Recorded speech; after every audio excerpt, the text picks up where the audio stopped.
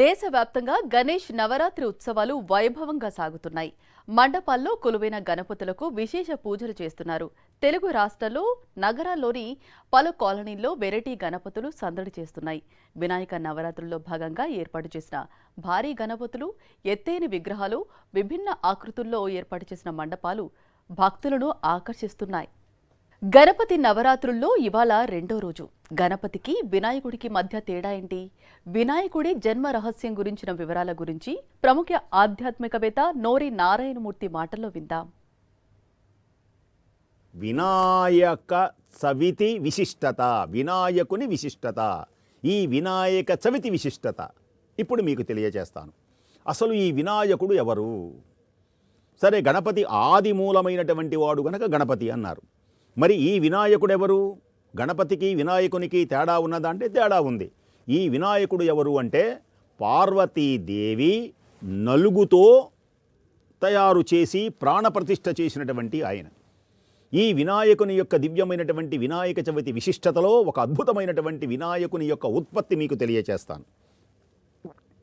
ఏమిటి అంటే, వినాయకుని యొక్క దివ్యమైనటువంటి ఉత్పత్తిలో గజాసురుడు అని పేరు కలిగినటువంటి ఒక రాక్షసుడు ఉన్నాడు. ఆ రాక్షసుడు శివుని గురించి అద్భుతమైనటువంటి తపస్సు చేశాడు. ప్రత్యక్షమైనాడు. ఓ శంకర, నా గర్భములోనే నీవు నివసించాలి అని ఆ గజాసురుడు వరం కోరుకున్నాడు. భోళాశంకరుడు కదా, అసలు అనేకమైనటువంటి వరములు అడగగానే ఇవ్వటంలో శంకరుని మించిన దేవుడు లేడు. శంకరుని మించినటువంటి మహానుభావుడు లేడు. తల్లిని మించిన దైవం లేదు. గాయత్రి మించినటువంటి మంత్రం లేదు. శంకరుని మించినటువంటి దైవం లేడు. అందుచేతనే ఈ దైవానికి, శంకరుడికి మహాదేవుడు అని పేరు. మహాదేవ మహాదేవ మహాదేవ దయానిధే భవానేవ భవానేవ భవానేవ గతిర్మమా. ఎంత భోళాశంకరుడు అంటే, వాడు ఏ కోరికతో అడుగుతున్నాడా అని కూడా ఆలోచించడు. భక్తుని యొక్క కోరిక తీర్చడమే నా లక్ష్యం. వినాయకుడు ఎవరు అని ఎవరైనా అడిగారనుకోండి, అమ్మ చేసిన బొమ్మ అని చెప్పాలి. ఆ అమ్మ ఏం చేసింది? అలా చేసి ప్రాణప్రతిష్ఠ చేసి వాకిటిలో ఎవ్వరినీ లోపలికి రానివ్వద్దు అని ఒక ఆయుధాన్ని కూడా ఇచ్చి ఉంచింది. ఇలా ఉంచగా లోపల ఆమె అలంకారానికి వెళితే ఇంతలో పరమేశ్వరుడు వచ్చాడు తన ఇంటికి. ఈ అబ్బాయికి తెలియదుగా, లోపలికి రానివ్వనంటే ఆగ్రహించినటువంటి శంకరుడు అతని తల నరికాడు. దేనికని ఆ తల నరికాడు? అక్కడ గజాసురుని యొక్క తల లోక పూజనీయం అవ్వాలి.